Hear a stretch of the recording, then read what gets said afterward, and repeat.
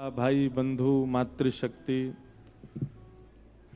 हिमाचल निवासी, पंजाब निवासी, आसपास से आए सब श्रोताओं को जय श्री कृष्ण। नगजोर से बोलो जय श्री कृष्ण। जय सिया राम, जय श्रीमन नारायण, जय जय श्री राधे। ठाकुर जी की बड़ी कृपा है। बाबा बाल जी महाराज के इस पावन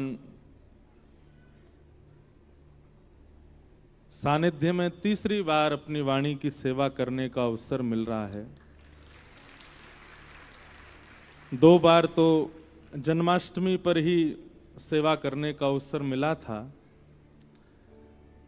गत वर्ष महाराज जी से हमने निवेदन किया कि महाराज जी, जन्माष्टमी पर एक तो हमारे लाल जी का उत्सव भी रहता है, फिर दूसरी बात गर्मी होने के कारण पंखों की बहुत आवाज होती है, हमको थोड़ा शांति प्रिय कथा कहना अच्छा लगता है। तो महाराज जी आपकी आज्ञा हो तो हम फरवरी में कथा कहें, जो गुरुदेव का उत्सव होता है। तो महाराज जी ने फिर आज्ञा की कि आप जन्माष्टमी ना करके इस उत्सव में कथा कीजिए। तो यह अब आनंददायी लग रहा है।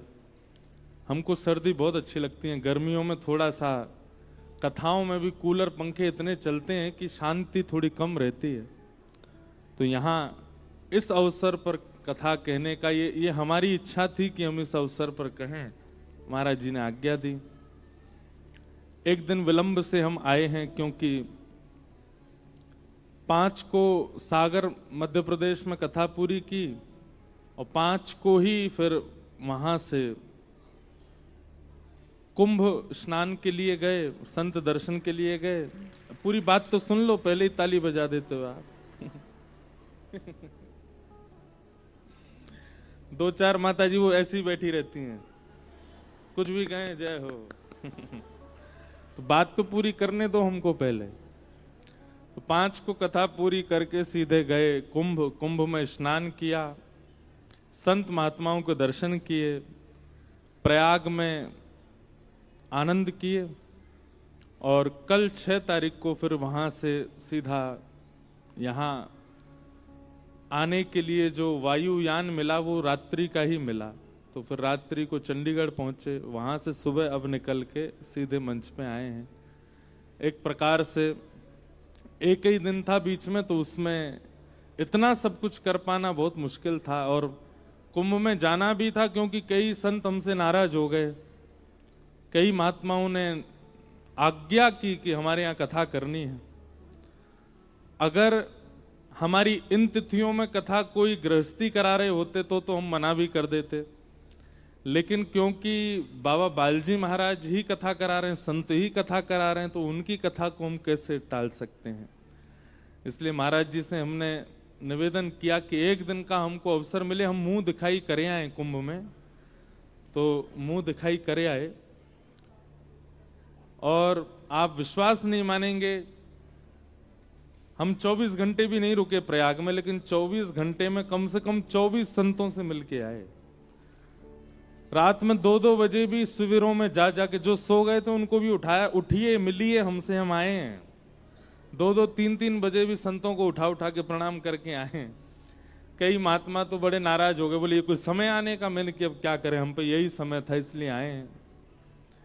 तो आप सब लोग तो यहीं हो, आप सब लोग कुंभ में नहीं जा पाए, पर कोई बात नहीं। हम त्रिवेणी स्नान करके कुंभ में सब संतों की चरण रज लेकर के आए हैं। आगामी 7 दिन तक जो भी यहाँ वाणी से कहेंगे उसमें ही आपका कुंभ स्नान हो जाएगा। कल से कथा का समय 1 बजे से है। महाराज जी ने हमको आज्ञा की कि कल से कथा 1 से 4 हो जाए तो और अच्छा है। हमने कहा हमारे लिए तो और ज्यादा बढ़िया, हमको हिमाचल घूमना बहुत अच्छा लगता है।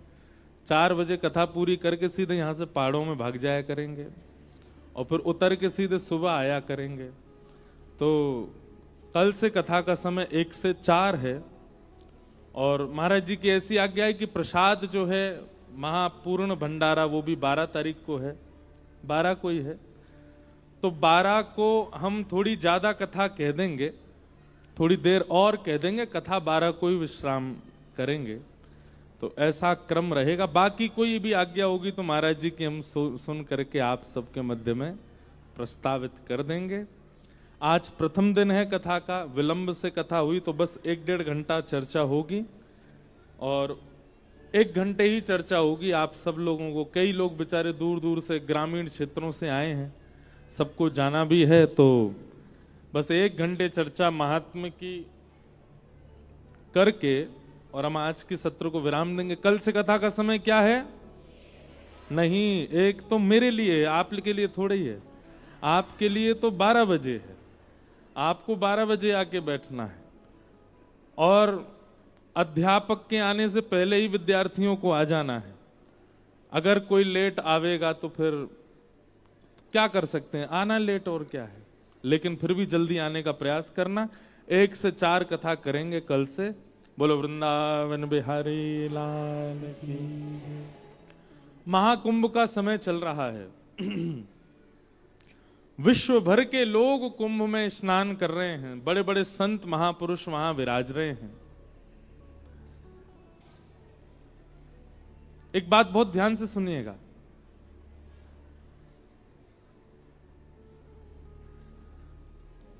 कुंभ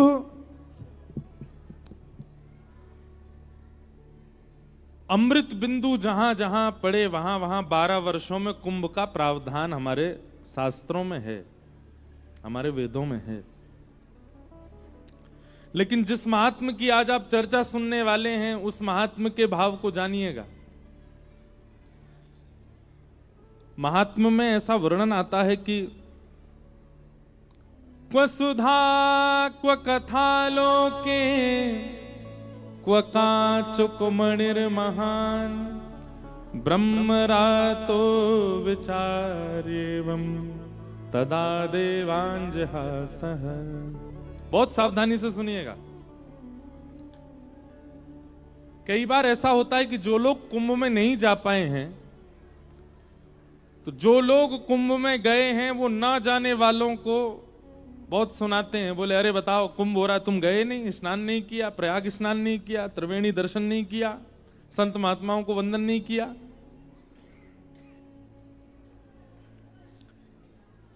कुंभ अगर आप केवल त्रिवेणी स्नान के भाव से जा रहे हो, कुंभ केवल प्रयाग में प्रणाम के भाव से जा रहे हो, तो कुंभ आप यहां पर भी उसका आस्वादन कर सकते हैं।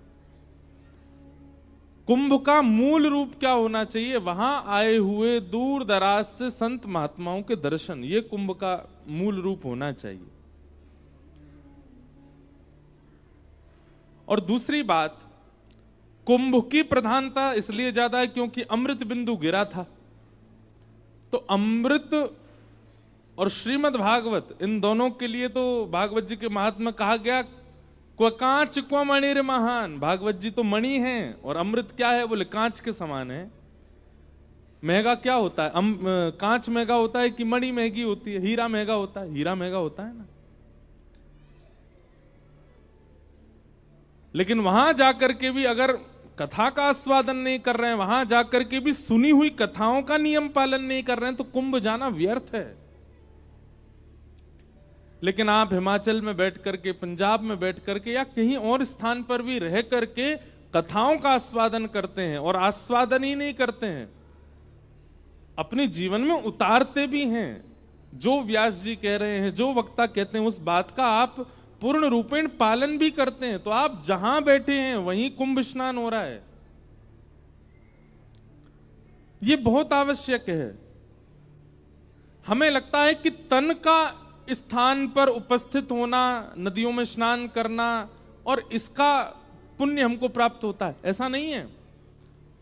तन की उपस्थिति ज्यादा आवश्यक नहीं है, हृदय की उपस्थिति बहुत आवश्यक है। हम एक बात बताएं, आप सवेरे सवेरे जब स्नान करते हैं ना, तो अपने बाल्टी में जल भरो, और जल भरने के बाद नेत्रबंद करो, नेत्र बंद करते हुए क्या विचार करो, आहा लाखों लोग चारों ओर खड़े हैं, यहां से गंगा जी आ रही हैं, इधर से यमुना जी आ रही हैं, ये देखो सामने त्रिवेणी संगम दिख रहा है। ये सब मन में सोचना है। गंगा जी का जो वर्ण है वो थोड़ा सा मटमैला जैसा है, थोड़ा थोड़ा जैसे मिट्टी का सा वर्ण होता है ना, ऐसा वर्ण गंगा जी का है। और श्याम वर्ण की यहां से यमुना जी आ रही हैं, बीच में दोनों का संगम हो रहा है।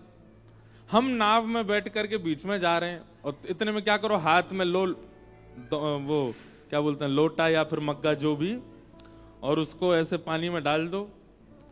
नाव रुक गई है, त्रिवेणी संगम पे हम पहुंच गए हैं।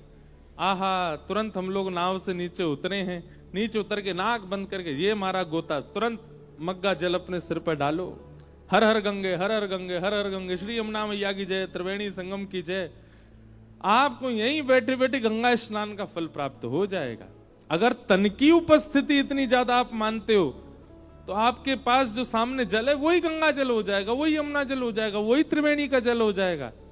और मन से आप स्मरण ही त्रिवेणी का कर रहे हो, मन से आप स्मरण ही प्रयागराज का कर रहे हो, तो मानसिक और शारीरिक दोनों स्नान यहीं बैठ के हो जाएंगे, चिंतित होने की आवश्यकता नहीं। और फिर उसके बाद बढ़िया सुंदर वस्त्र आदि पहन के प्रसाद पाके कथा सुनने आ जाओ।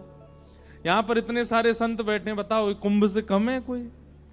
इतने सारे महापुरुष बैठे हैं, एक साथ इन सबका दर्शन हो रहा है और कथा श्रवण मिल रही है। कुंभ में क्या करना है? यही तो करना है। त्रिवेणी स्नान करो, संत महात्माओं के यहाँ भंडारा पाओ, उनके दर्शन करो और कथा सुनो। वो सब तो आप यहां बैठ के भी कर लोगे। तो एक प्रकार से अगर हम कह दें तो कोई अतिशयोक्ति नहीं। आज से आगामी 7 दिन तक ये कुंभ ही है, यहां कुंभ ही हो रहा है।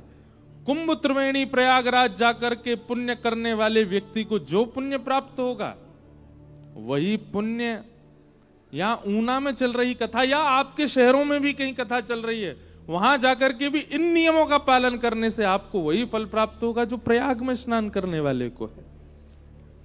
इसलिए कोई निराश होने वाली बात नहीं कि हम नहीं जा पाए कुंभ। हम तो जैसे तैसे गिरते पड़ते पहुंच गए, पर आप लोग नहीं भी गए हो तो कोई दिक्कत नहीं, यहीं बैठ करके कुंभ का आनंद लो। साक्षात श्रीमद् भागवत जी सर्वोपरि है। यदि इनका आस्वादन प्रत्येक दिन आप करते हो तो प्रत्येक दिन ही आपका कुंभ स्नान है।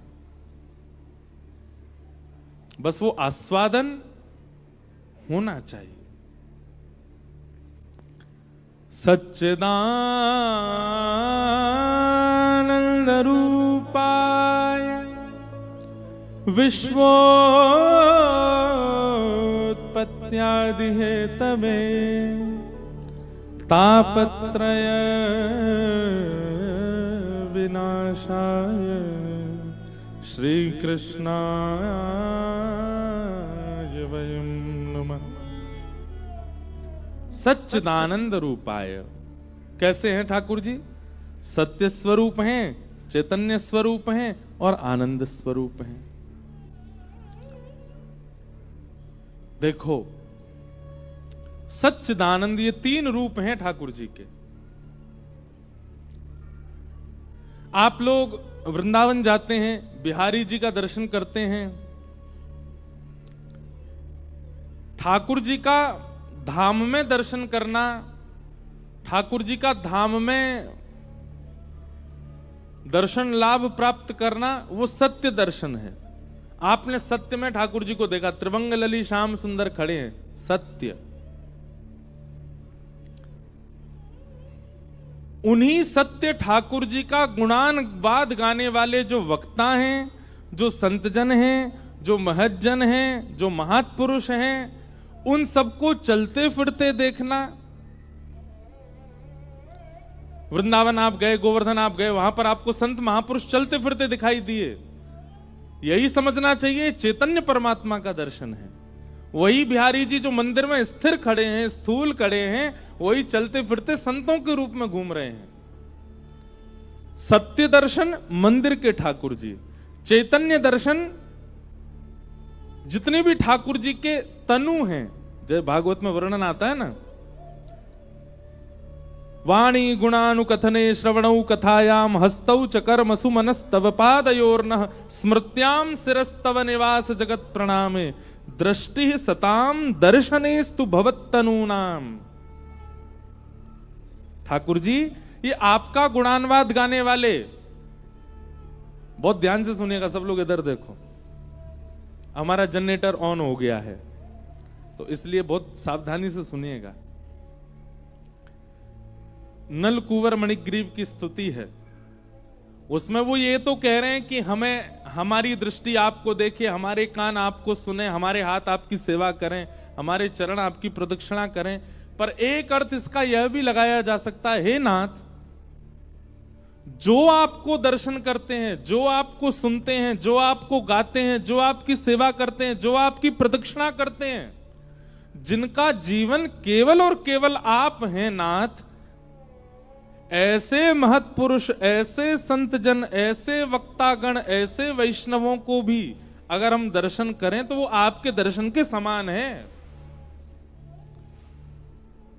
भवत्तनु नाम, वो कौन है? ठाकुर जी के बालक हैं, ठाकुर जी के तनु हैं। तो आप वृंदावन में बिहारी जी का दर्शन कर रहे हैं, वो सत्य परमात्मा है। मंदिर से निकलने के बाद ठाकुर जी के वैष्णव भक्तों को देख रहे हैं, वो चैतन्य परमात्मा है। और फिर किसी वक्ता के द्वारा एक स्थान पर बैठ करके कथा श्रवण कर रहे हैं, ये आनंद परमात्मा है। आप कथा में बैठे हो, अपना फोन निकाल करके सेल्फी लेना जरा अपनी, सब लोग लेना नहीं, ऐसे ही बोल रहा हूं। आप लोग अभी अगर अपने आप को देखोगे तो आप लोग इतने प्रसन्न मुद्रा में हो, किसी की शादी की पिक्चर हो, किसी की जन्मदिन की पिक्चर हो और किसी की कथा की पिक्चर हो, तीनों एक साथ करना, आप सबसे सुंदर कथा वाली फोटोज में लगोगे। क्यों? क्योंकि यहां आप सुख में नहीं हो, यहां आप आनंद में हो। तीन रूप हैं ठाकुर जी के, पहले मंदिर में विराजमान हैं, दूसरे संत महत्पुरुष और वक्तागणों के रूप में विचरण कर रहे हैं, ये चैतन्य परमात्मा है। और कथा जो श्रवण आप करते हैं शब्द के रूप से, कर्ण रंध्र से प्रवेश करके जो आपको आनंदित कर देती है, आनंद परमात्मा है, सच्चिदानंद रूपाय। तीनों के दर्शन किए आपने। आपने बिहारी जी भी देखे हैं, आपने संतजन महत्पुरुष भी देखे हैं, वैष्णव जन भी देखे हैं, और कथा भी सुन रहे हो, तीनों के दर्शन हो गए। सच्चिदानंद रूपाय। हर व्यक्ति का नियम बन जाए कि प्रत्येक दिन मुझे इन तीन के दर्शन तो करने ही हैं। पहले सत्य स्वरूप किसी मंदिर में विराजमान ठाकुर जी, फिर चैतन्य स्वरूप चलते फिरते कोई महत्पुरुष, और तीसरे ठाकुर जी की कथा रूपी ये शब्द में शब्द ब्रह्म आनंद परमात्मा, सच्चिदानंद रूपाय। विश्वोत्पत्त्यादि हेतवे, विश्व की उत्पत्ति, पालन और संहार के जो हेतु हैं। अब देखो यहां पर भी बात सिद्ध होती है, संसार का प्रारंभ किसने किया?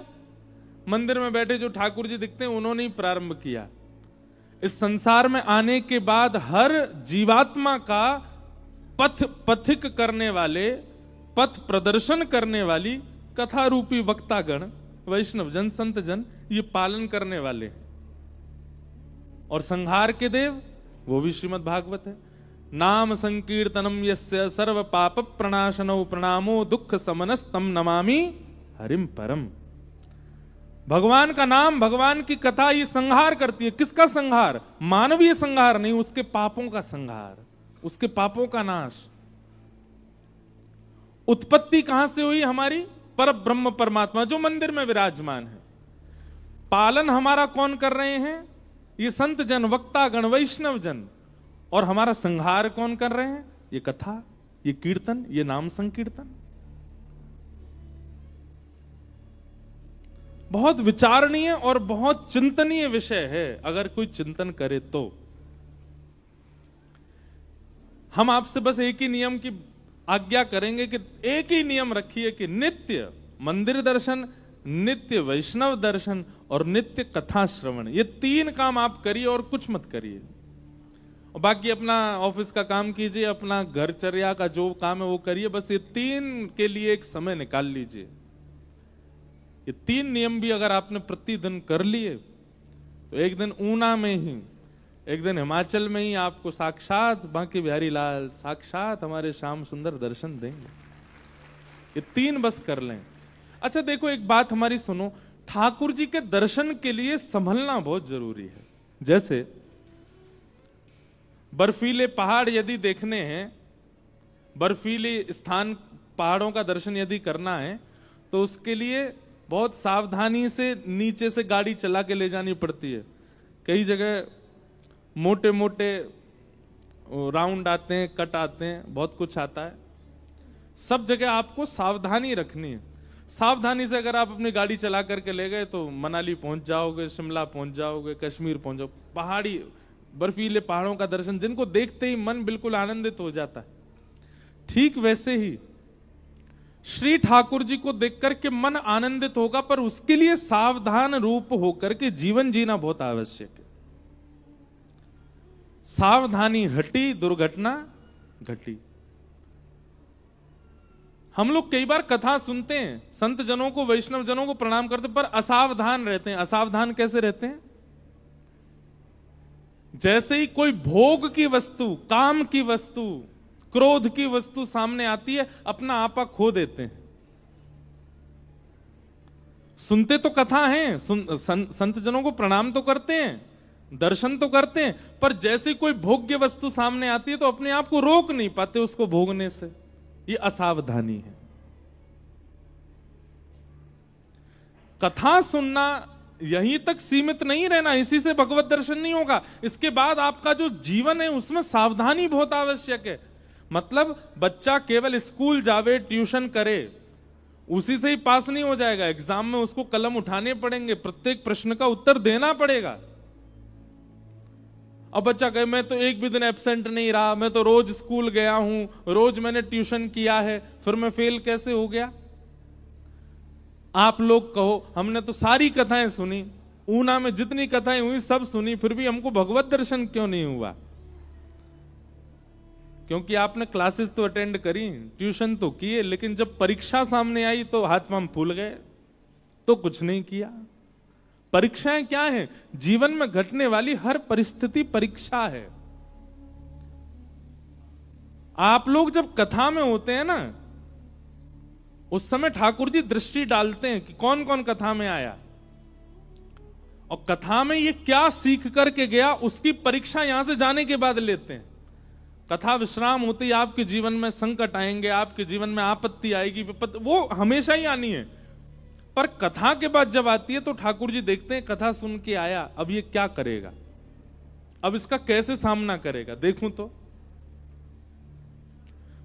इसलिए सावधानी बहुत आवश्यक है, तभी श्री कृष्ण दर्शन देंगे। जीवन बहुत सुधरा हुआ, संभला हुआ चाहिए हमें, उसी के लिए कथा है। असावधानी जब हम कर देते हैं अपने मन के रूप, अपने कर्म के रूप में, सोई ठाकुर जी हमारे ऊपर कट्टस लगा, अब इससे नहीं मिलना हमको, क्यों? असावधान है। बस कथा सुनने जाता है, खाना पूर्ति। और कई लोग तो कथा सुनने नहीं आते, कथा के बाद भंडारा उड़ाने आते हैं, या कथा से पहले भंडारा उड़ाने आते हैं। इसलिए बहुत सावधान।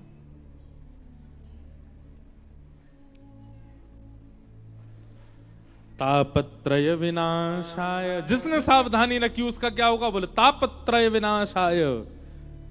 तीनों प्रकार के ताप, 3 प्रकार के दुख हैं, आदि दैविक, आदि भौतिक, आध्यात्मिक। ये 3 ही दुख हैं हमारे जीवन में, चौथा कोई दुख नहीं होता। इन्हीं 3 दुख के अंतर्गत सारे दुख होते हैं।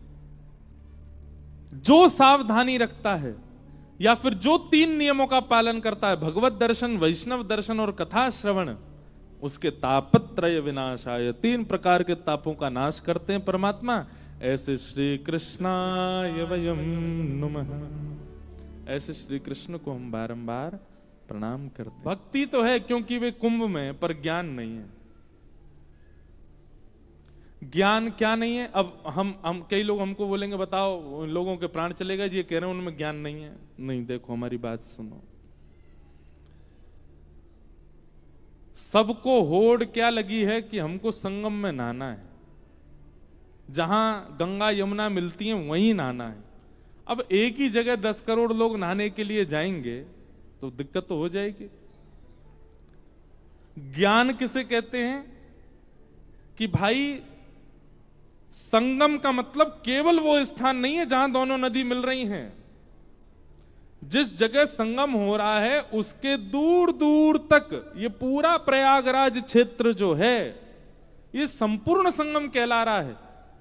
आप अगर संगम पर नहीं भी पहुंचे, आप शहर में घूम रहे हैं तो वहां की हवा भी आपको स्पर्श कर रही है, तो भी आपका संगम स्नान हो रहा है। अब लोगों में होड़ क्या लगी, वहीं नहाना है जहां दोनों नदी मिल रही हैं, ये अज्ञान है। आप अब देखो, इस बार हुआ ना मौनी अमावस्या को कितने बड़े बड़े अखाड़ों ने स्नान नहीं किया, तो क्या उनका अपूर्ण माना जाएगा? महाकुंभ नहीं, वे प्रयागराज में हैं, वे प्रयागराज शहर में भी हैं, तो भी उस तिथि पर उनका स्नान ही माना जाएगा, क्योंकि वहां की वायु में भी तो वही पुण्य कण हैं। अब ये अज्ञान हो गया लोगों को। नहीं तो आप गंगा जी में नहाओ, यमुना जी में नहाओ, किसी भी घाट पर नहा लेते, आपकी अमावस्या पूर्ण हो जाती। पूरे 10 करोड़ लोग विकसित होकर स्नान कर लेते, दिक्कत नहीं होती। पर यह अज्ञान हो गया। भक्ति तो है पर ज्ञान नहीं है, भक्ति तो है पर वैराग्य नहीं है। वैराग्य किसको कहते हैं? वैराग्य का मतलब बाबा जी बन जाना नहीं होता, वैराग्य का मतलब महाराज जी बन जाना नहीं होता। वैराग्य का मतलब होता है जिस वस्तु को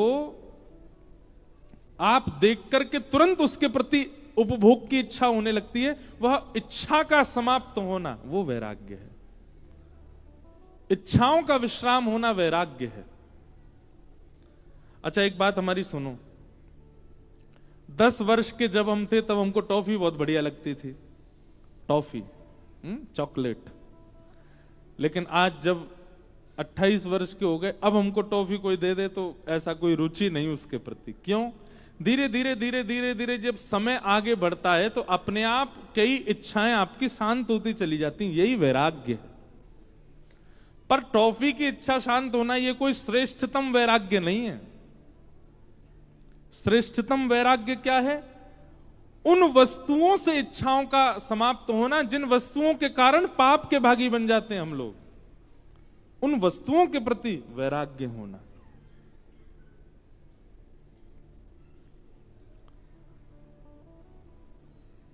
उसको वैराग्य कहते हैं।